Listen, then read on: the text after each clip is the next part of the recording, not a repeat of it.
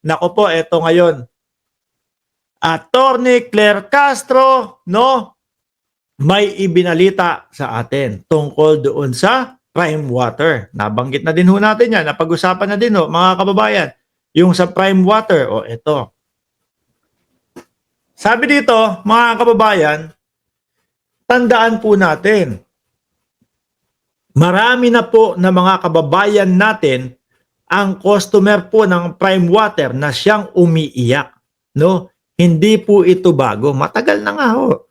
Sabi ko nga ho sa inyo, mga kababayan, nandoon ako sa Pilipinas. Yung kapitbahay namin, mabait yun eh. Si Maring George.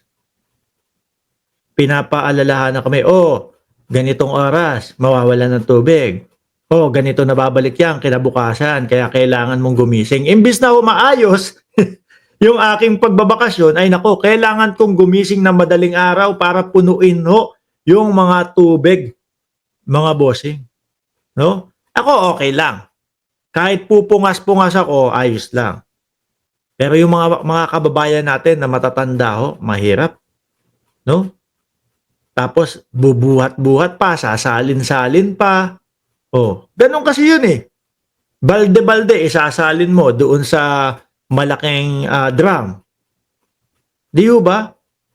Nakapagbabayad naman ng maayos yung mga taong bayan. Pagka sumingil naman sila, singil agad. Bayad naman ng maayos. Pero bakit yung serbisyo ay mabagal ho? Mga kababayan. So ito yung problema ng prime water, mga bossing. Sabi ni Shiro Kanzaki, prime water. Sa totoo lang, boss, idol, kung sakali si Sara ang secretary ng DND, Department of National Defense, laglag na si BBM. Or si Gloria ang naging speaker, wala na ngayon si BBM. Kaya nga po no? Kaya hinadlangan ho, mga kababayan. So sabi dito, hindi po ito bago. No? Kaya po nakakapagtaka kung bakit hindi ito nasolusyonan nung nakaraang administrasyon. Baka katsokaran nila, mga kababayan. Baka best friend nila, mga kababayan. Ano nga po ang sabi ng dating Pangulong Duterte? Nandiyan naman ang mga bilyar. Sila ang magpapatakbo ng tubig. Sabi ni Mark Chris, bulok ang serbisyo ng crime water. Baka po, kaibigan nila, malapit sa kanila, kaya ganun na lang. Sabi nga po nung mga nandun, yung mga leader po ng leader po sa Bulacan, mga kababayan, ang sabi nila, lumiliham, sinusulatan, no?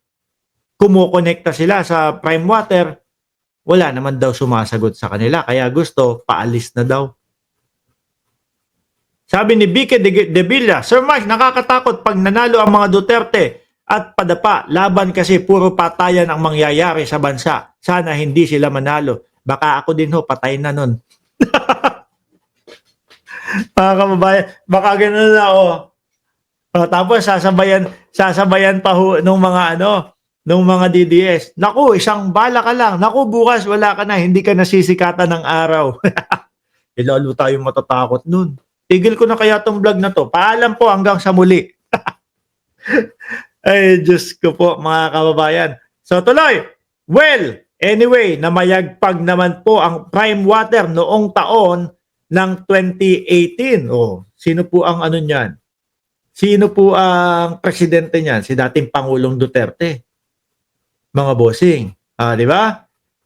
Noong taon 2018, panahon po ni dating Pangulong Duterte. Kaya pala talagang todo endorso ang dating Pangulo nung siya ay nakakalaya pa.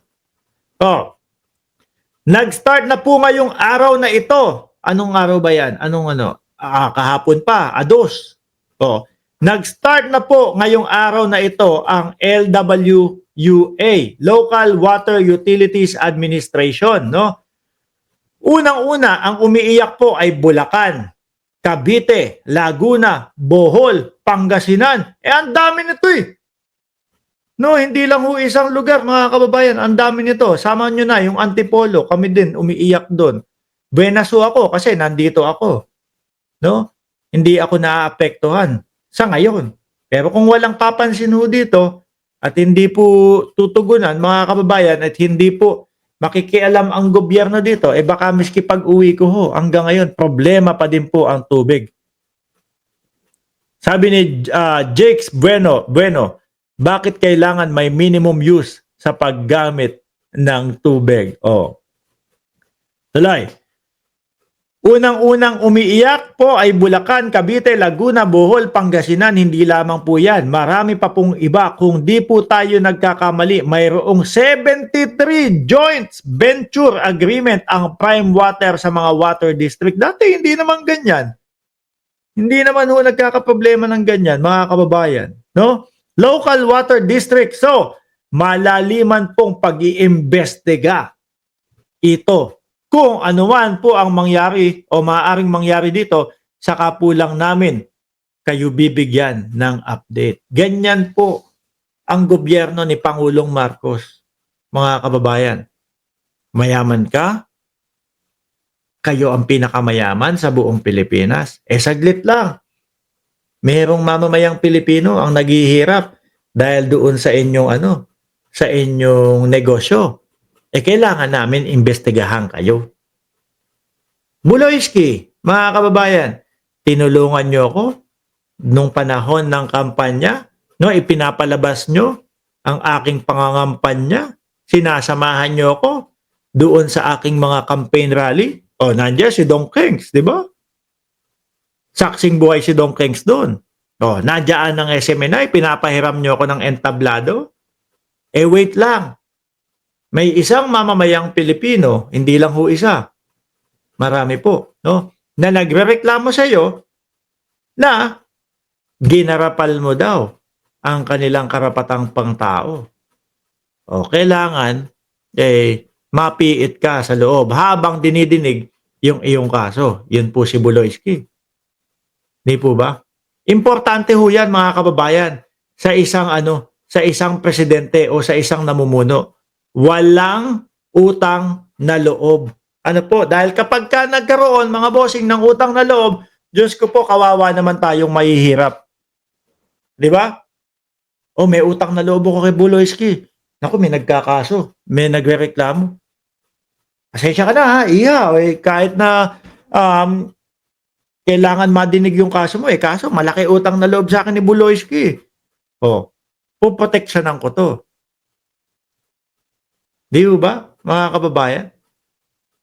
Kaya ang laki po ng pinagkaiba ng ating presidente ngayon sa mga nakaraang presidente. Walang sinisino. Mayaman ka, pinakamayaman ka, iimbestigahan ka namin.